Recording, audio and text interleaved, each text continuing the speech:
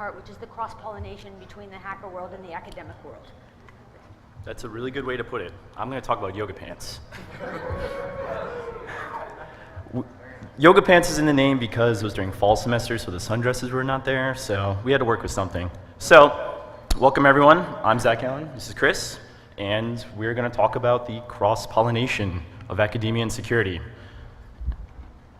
Just a little background before we start. Our company, ZeroFox, we were founded on solving an issue, a new issue in cybersecurity, and that's finding bad guys on social media. Whether you're getting your grandma hacked and she's sending you a message on Facebook saying, hey, click on this stuff, or a CSO or a CEO on LinkedIn just getting really weird connections with very well-endowed women, all right? We want to find that. We want to help people find that, and we want to make sure that we can take it over. So what we did is we had a semester-long project with Johns Hopkins University. Avi couldn't be here this morning, but he provided his class for us in the fall. It was an introductory class to security. So these aren't security students at all. And we really wanted to explore the ideas that these students could have and bring to the table, especially without a security background, and attack it from different angles.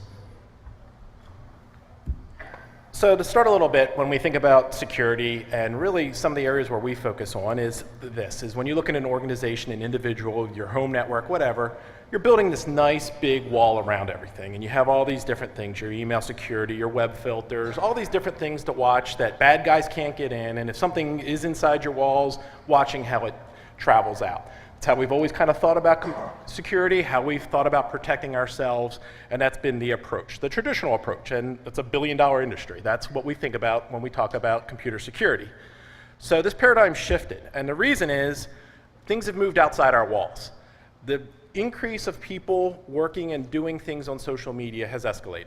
That's where breaking news comes from today. That's what people are watching. It's why the DoD allows people to access social media now, because that's where the news comes from. It's also a whole generation now is really focused on this is their main form of communication. Interaction on social has surpassed email, depending on which study you read, 5-10 years ago, that more people are interacting this way. A whole generation now of college students may not even have an email address, but have 5-10 different social accounts. And as a security professional, I can't go lock down my Facebook server to make sure my people aren't doing something bad because I don't have that in my data center. Facebook has that. I don't have control over that. But the problem is that's where my people are, and that's where they're interacting, and that's where they're doing things. So in order to really go after the idea of security around social media, so Facebook owns the Facebook servers, like Chris said. We wanted to go and explore a partnership with Hopkins. They have a class. Avi wanted us to run the project, probably because he didn't want to run the project. He just wanted to take some of the credit for it. Professors. Yeah. Exactly. So it really presented an opportunity for us to get really, really good information from these students and really go after their creativity and really just kind of foster that idea of, hey, here's your traditional academia that, as you know it, come back into security, come cross over, and do things like provide us with some data, right? We want data. We're a startup. We love that validation. We love that data, and we want to take and create a project where they can go out and test these boundaries, and we can bring it back in to shift gears. Also, deep dive. A lot of the things that we've seen on social media, whether it's botnets sending out spam links, whether it's an owned account that's sending out a link to a pharmacy page that is illegal, we want them to explore that more. We want them to really deep dive into these different attack strategies and see what they can come up with. Lastly is diligence. We have a product and we wanted them to test it. We really wanted them to push the boundaries of it and give us good feedback on that. So in order to do this, a lot of traditional competitions, like Ghost in the Shell code here at ShmooCon or the DEF CON CTF, CSAW, NCCDC, there's competition. And if you want creativity to really come out from students, have them compete. We had them compete for grades. We had them compete against each other and for a couple Amazon gift cards. Their interest went way up after we announced that. So how can we do this? All of these are CTF-based or blue team-based. They're a mix of both. But we really wanted them to challenge the idea of attack on social media, also defense. So we gave them objectives for both. They need to construct plans for each objective. They need to record everything. They need to go out and write reports. They need to log, and it's a CS class they had to code.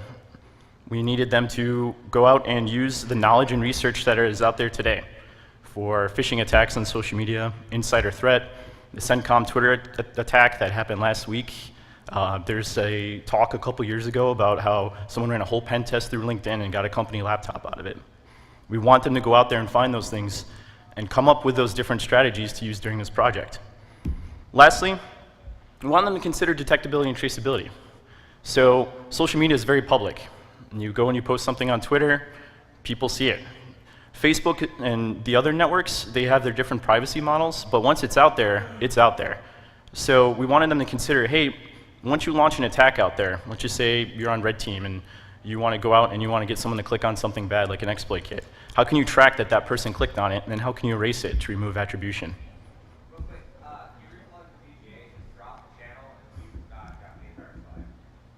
Okay. How's that? Okay, one sec. Lame. I think it's hack the planet, but okay.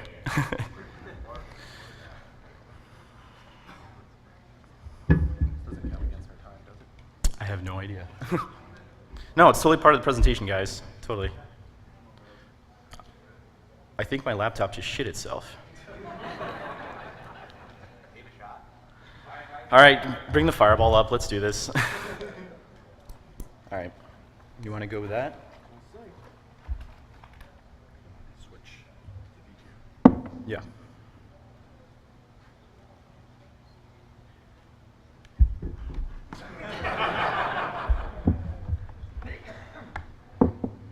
Okay, it's done for.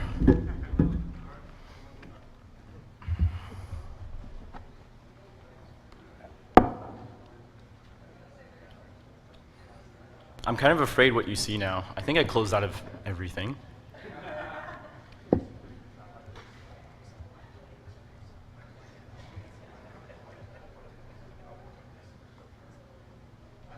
What are we at? Do you see? Oh my goodness.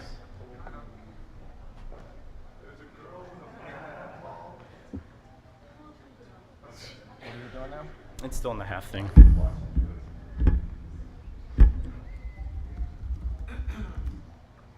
Hey, I'm logged back in. You want to try it? Oh, man. Turn it off. Do you have a license for that? Turn it off. Yeah, seriously, this is like the worst advertisement for Apple now. They do that on their own. It's true. Here's the problem. I don't have a mouse. I don't see it. That's the issue. Ah, I got it.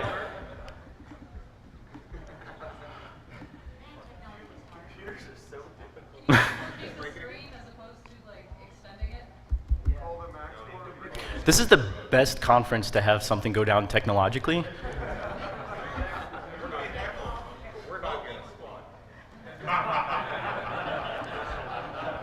I'm gonna restart. Yeah, it completely locked up again. So how's everyone this morning? Maybe. Yeah. Yeah. Always check the dongle. You gotta check your dongles.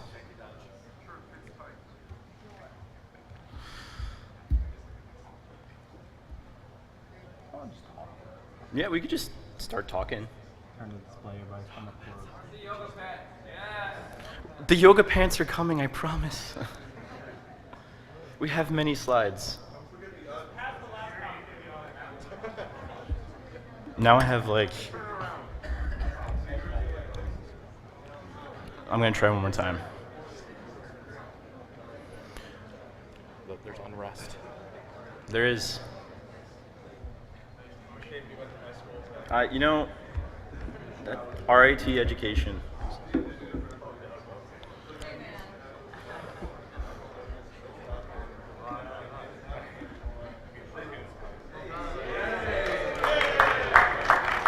Thanks for coming, everyone. Where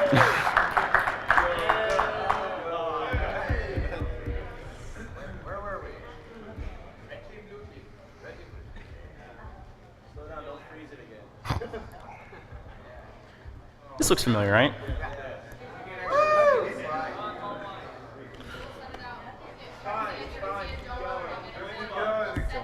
Okay. That's you. Okay, so as we went ahead and aligned with this project and how we want the red team, blue team, we could have looked at different companies, different places for the attack, but instead we wanted the students to focus on universities. And there's a couple reasons why. One, universities have a really unique problem, is they have a very public forum that they need students to be able to access and do things. They also have a very private side. They're doing unique research, things, grades that they need to be locked down and not have shared out in the world. And they also have a lot of alumni that want to correspond, be involved, and be back and forth within the college. So unlike a company that can just lock down everything and just say, forget it, we're not doing that, this really gave them an area. So we went out and we kind of grabbed a group of universities that were pretty diverse. Ones that were known for sports or athletics, ones that were known for alumni, ones that were making headlines for various different things, ones that were known for more of the academia and things like that as well. So what we did is we wanted them to go out and figure out how would you attack a university.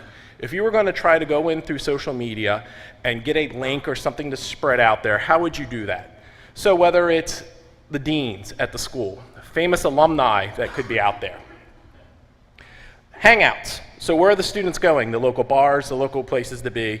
What if it's just student life? Things that students are involved in, hangouts, the library, homework help, different places like that. The Glee Club, different things that students are going to be involved in doing things with, or the athletics and sports. So are they known for the different things around their basketball team, football team, et cetera, as this was going on during the fall? And then, of course, the ladies on the campus. You know, what are going to be the social things that could be involved, the pretty girls or the pretty fellas that people want to talk to and see and meet? So then we switched to defense, and as you see, it's the same thing. If you're going to go out and defend a university, you're going to look to defend the exact same things as well. And part of the defensive strategy is we let them use our platform to log in and then highlight these things that they went ahead and investigated and found to say, these are the things I want to protect, so they could then see what we were returning to them, but then also look to supplement that as well. To say, okay, the platform found this, but we found other attacks out there, and here's how we can do that as well. So how did we do this? How did we say, go out and attack social media and have results, have some code and how to bring that to us? So each team was given a unique link, and they could go ahead and shorten it, do whatever they need to do with that link. But their goal was to get people to click it. So they would go out to social media and go ahead and post it out there in whatever way they felt to try to get the most clicks from that different university. And then we would then take those results and see who clicked. So being able to take a look at who did it, where they click from, were they part of that campus, that IP range there, how many clicks did they get for their different attacks. So what sort of link did we get them? Well, when they clicked on it, they would get a 404 page. Nothing malicious. We want to be very benign. We didn't actually want to launch malware and actually take down universities or make headlines that way. But what the page did was recorded who actually clicked. And what this represents is there's script running on this page. You get a 404, but there's script running. And we're just going to say, okay, here's who came and who clicked. If we wanted to do something malicious, and if we were the bad guy and we wanted to run bad script, they've bit the hook. You know, we have them. But in this case, again, we didn't want to do something bad, but we want to represent, if we were bad, this is how successful something like this could be. So as Chris was talking about, we really wanted to go out and find the types of clicks and the demographics behind them. We wanted to see what browsers you were looking at, if you're coming from that university IP range. And we wanted to collect all of this data and just measure that effectiveness and see how good social media can be when people are launching these attacks. So what you see here is a snapshot of a very 2-week window during an attack phase of one of the students. So it's 1,500 clicks, and you see on the heat map mostly highlighted in America. But as you can see, in the light blue, it was all over the place. We got stuff from Australia, South America, Middle East. People were paying attention to these universities. So even when we tried to constrain it down to that physical campus, we still got clicks from all over the world. And we told them too, this is an emulated attack page, but just think of these clicks as your bot. And once you get a new bot, you add it to your botnet, and this person got 1,500 of them. And then they can go in that next step. Go sell the botnet, go rent it out to somebody. In terms of OSs, I think something's really interesting in terms of looking at the different types of people that clicked on this, only in the sense of what we were focusing on. Even though we're looking at universities where people are using MacBooks, where people were on their iPhones, Windows still won. We also had iOS and Android. They're right below Mac. What's interesting, for this attack demographic here, if you add up all the mobile clicks here, it was about 21% of their total click traffic. The total number of people on social media that use their phone throughout the world is around 21%.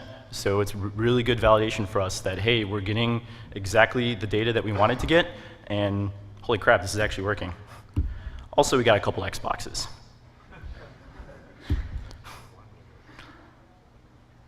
So in terms of device brand and browser family, I mean, just it goes to show the type of people that are using it and the type of people that are clicking on the links. Chrome, Firefox, Safari, your college students. If we were going after the defense industry or we're going after private industry, you might see more Windows in there, or Internet Explorer. That's not the case. We even got 8 people on Opera and 2 people on NetFront. Does anyone know what NetFront is? Yeah. It's a Japanese guy. This is my favorite one. So this is the visits per local time for this student, and it's on the server time. So we hosted it on the East Coast. Now, social media is very temporal. Things turn into a craze overnight or a trend overnight. You tweet out a link, people click on that link immediately, and then the feed goes down. So as you can see, this student waited early in the morning and late at night to do their homework. So now we're going to go a little bit into some of the tasks and findings. And one of the key requirements for this project was the students needed to code, and they needed to automate these attacks and defensive strategies. So what better way than build a botnet? I gave a presentation at B-Sides Rochester that kind of showed how you would set up a Twitter botnet. They have APIs, or you can go and do something like through a headless browser like Selenium. So they went out and they explored how to build it. They went out and they looked at Google. They went and saw different ways they can go and buy one on darknet, and they wanted to see what would be the best approach for them. So this is actually right here a snapshot of one of the students on our IRC channel doing their command and control. So it was kind of cool because they forked my code, which is also pretty cool, and they actually used it. They got on these IRC servers that we gave them, and then we just saw all these channels and all of these people sending out these links. And as you can see here, Go Heels embarrassing scandal at UNC. There's a bit.ly short linked in there, and that went to their attack page. We also had some students find and ask about whether or not it'd be okay to go out and download a botnet off leaked forums. We pretty much told them, hey, do it at your own risk, but they're out there. You go on leakforums.org, you go check out the other websites like that. There's Instagram botnets, there's Twitter botnets, anything you can think of, people built it. So some of our favorite ones, actually, include the Master of Puppets. This team is the team that actually won. They had a pretty sweet Java command line botnet for Facebook and Twitter, and some pretty sweet ASCII art, too. So you go and you look at some of the selections here and some of the options. Hey, do you want to do a manual Twitter bot control or an automatic one? They actually set it so they can do a target attack if they wanted to specify one Twitter profile, or just take 30 of them and just start tweeting at one link or one hashtag. Question. Yes? So, I hate to be the buzzkill, but how did you get large-scale TOS violations through the Institutional Review Board at Hopkins? And if you didn't, under what exemption?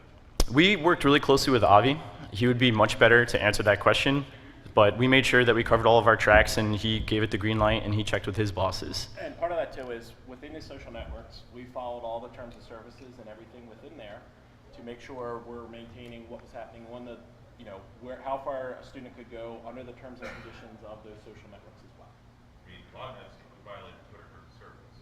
The use of a botnet, but the ability to tweet and go out there, which are used by Twitter and advertisements on Twitter today. So Twitter authorizes advertisers to use botnets to spread word. It really gets into wording. So we say botnet, but they're just building Twitter applications. And they weren't doing anything malicious. They weren't spamming anybody or trying to make money off of this.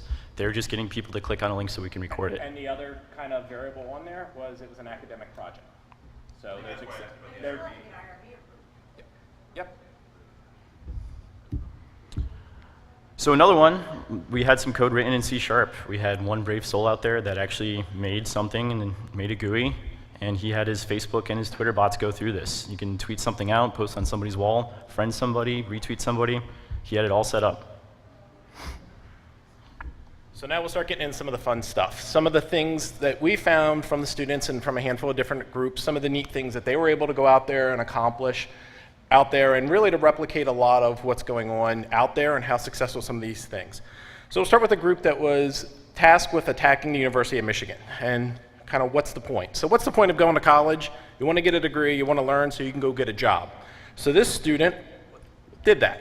They went ahead and contacted University of Michigan, said they lost their email and were assigned a University of Michigan email address. That easy. From there, they were then given access to all of the closed University of Michigan pages out on the Facebook. From there, they went ahead and created this idea of a job site. Hey, Michigan students, please submit your resumes, everything here to this site. Within this site, they had a hidden iframe, which then did the redirect to record the clicks. So setting up here and this very simple site to have out there and say, come click here, an iframe on this page that then would record that somebody visited. And it was extremely successful. The amount of clicks, the amount of correspondence, the amount of people sending resumes, following up, what's going on. This link was actually resent out by other people within Michigan. Hey students, make sure you don't miss your opportunity to go and get your resume posted on this site.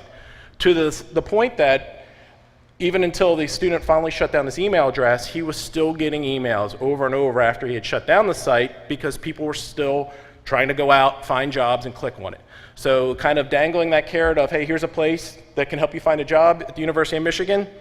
Right there, you know, what was his final count on? 972 clicks total and a 12.5% submission rate for resumes. And then the time on page was also very high. So they weren't just going here and then leaving.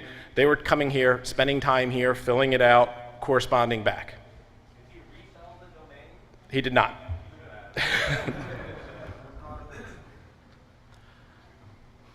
So the next one is my favorite, stoking the fire. One of the students, they were attacking Twitter, and they're attacking Drexel specifically. They made a profile and they made a person called the Twitter Comedian, up-and-coming comedian in Philadelphia.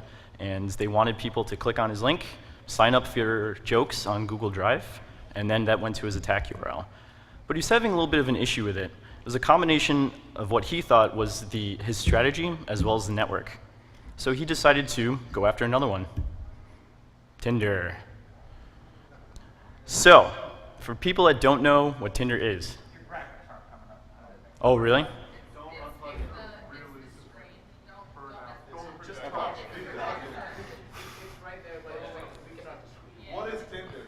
What is Tinder? Well, Chaim, let me tell you. Tinder is a social media app. You log in, you set a profile picture, you connect with people in the same geographic area as you. And you connect with people for a very specific purpose, to hook up with them. So what he wanted to do was take advantage of this idea of matching up with people and then trying to hook up with them with his Twitter comedian, talk about his jokes, and see if he can get people to click on the URL. Still didn't work. So he went and he asked his friend, hey, can I use your picture? I'm doing this class project. Told her everything, but I'm going to be using your picture on Tinder. So he did. So this is Sarah. Sarah got onto Tinder, started matching up with people, and he started sending out his attack link. And he got some gold in terms of some of the text messages. Are you one of those guys who always swipe right? So swiping right, swiping left on Tinder. If you swipe right, you want to hook up with that person. If they also swipe right, you get connected. So he had a Node.js wrapper that would hit the Tinder APIs anytime he got matched with somebody. After that, he would send them a message. Are you one of those guys who always swipe right? He then waited 20 minutes and then sent out his attack link saying, hey, I don't really use Tinder, but find me on Facebook. Click on this link. And he got a 75% click rate. So when you think of your traditional spam or malware campaigns and the click rates through that, right? You know, it's less than 1% maybe, and how many emails you send out? All he had to do was, you know, throw up a little Node.js wrapper and just go to town. So Jared has standards. So I'm just going to let that one speak for itself. Michael, he couldn't really find her. Now, here's something that's really interesting. He spelled the name wrong to go and find her on Facebook to his fake Facebook profile. Specifically, so when they couldn't find him, they would come back to the Tinder app and then click on the link. Lastly, Derek. He's not going to lie. He swipes around 70% of the time. And he also gave out his Facebook. So this just shows another interesting vector of pulling personally identifiable information, getting phone numbers, getting addresses, and using sex to really go after people and add them to your malware botnet. So the hashtag yoga pants. This is, We're here. We're here, everyone. right here was, one of the students really wanted to take advantage of the idea that people like the pretty faces. So he used Google image search, cute girl, and created some Facebook profiles to see what sort of traction he could get with that. And he set them up at the various university he was looking to attack and tried to infiltrate. I thought you said that you followed all the terms of service. What, pretty girls? No, fake Facebook. Under academia research, and providing this output as well over to the social networks. So they are aware of this report and everything we found out there. So from here, on that page, he created a link to come check out his awesome party life. So within there, and as you may see on any kind of day you go and visit Facebook with the hey, check what happened to me at the party, this was the page it went to, again with an iframe that would do the redirects and see who was coming. Sounds good. How many people would click on it? How much traction do you think somebody like this would get? So within the first couple hours, he had 991 friend requests. And as it continued, up to 2,500 friend requests in a very short period of time. So great, friend request, what happens with that? Of course, messages, including a marriage proposal. And the side effect that came from this is, at some point, Facebook said, hey, you need to verify you are who you're way too popular. So from that point, if I was a bad guy, I could have tracked names and profile pictures and been able to answer all those questions. For him, he went ahead and created the results that he needed to create with this and saw how much traction he could get, how quick with having his sweet party life, how quick people were able to click. The other unique side effect was one of his lovely young ladies actually caught one of the other students in the class who saw his friends connecting and was like, oh, I want to meet her too. And he actually, somebody didn't realize that was part of the project, and he actually had gotten another student in the class to send a friend request to his fake person. You should have seen some of their faces at the final presentations as they're like, oh my God, I friended that. So to kind of go off what Chris was saying, the idea of Facebook profiles, they're not really supposed to generate traffic, high volume traffic that quickly. They're designed for connecting personally with people. So what one team did that was attacking University of Miami, they decided to use Facebook pages. They're built in order to do this. You want to generate likes, you want to generate revenue to your business, you make this Facebook page. What's interesting about this one is that this is not the real Starbucks page. What they did is when you go and you make a page, you go on Facebook right now and you create a page for Starbucks. You type in Starbucks, you press enter. It actually kicks back at you. It's a blacklist. It says, hey, this is a blacklisted brand. We have a verified one of this. You can't create a Facebook page for this. What they found out is that in order to bypass those filters and to avoid Facebook from putting things like unofficial across the name, they just used Unicode, your standard homoglyph attack. I mean, you see blog posts from like 2007, 2008 talking about the importance of it, and it's still an issue. So they went in, they took the S from the Cyrillic alphabet, and they made their Starbucks page, and they started sending out deals. University of Miami Law Library, to student unions, to events, they shot them out. They want to take it a little bit further, though. If you go and look at the pages here, they look identical. They even have verified logos. The one at the top, though, is the fake one. Now, what they did is they photoshopped the verified logo on the cover photo. So think of your standard Facebook user. My mom gets on Facebook, my grandparents do. They're not going to know this is verified. They're not going to pull up the API and the Graph API and be like, oh yeah, totally, it just returned false. This is not legit. They don't care. So they took this page and they went with it. They started posting to the same places Starbucks one did, and they took it over.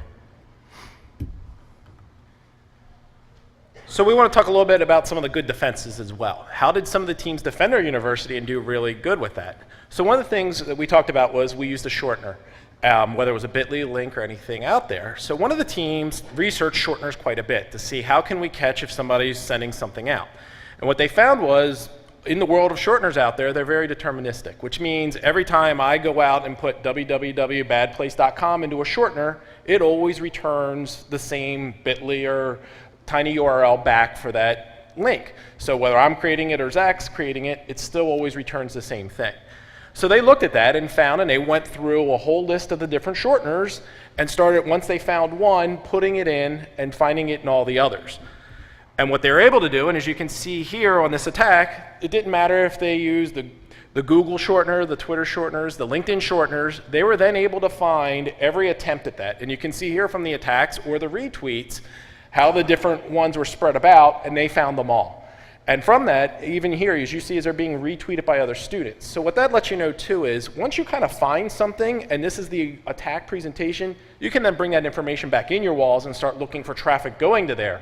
So they were able to then pull that out, find all the links to the team, and they actually were so successful, they caught a bunch of other teams also. I think this is two. So late to the game. So this is the other one on defense. We let the students use our platform as well to go out and find things out there. But one of the things very interesting is they went out and they built out their defense about, hey, here's who we want to defend, here's who we want to protect. So in this case, Michael Speaks. What ended up happening was there were already living imposters out there for certain people. So the one that's at the Syracuse University, there's another one out there for him at the University of Kentucky. Same amount of traffic, doing very similar things, but also doing things not quite right. Mike Babinski, same idea. Using our platform, they found some of these that were 2, 3 years old that were highly active out there. For some of the ones, 10, 12 different imposters that were out there doing things, sending things across. And even at the high level of a brand, an entire university that's got multiple Twitter handles out there doing 2 totally different things. One's real, one's not. And again, some of these were 3, 4 years old, had thousands, tens of thousands of followers. One of them was actively sending out malware, phishing links, etc., trying to lure people in. So this wasn't a student-created attack. This is an attack that's been sitting out there for quite some time. So now we're going to get in some takeaways. Specifically, the first one, the most important, morality.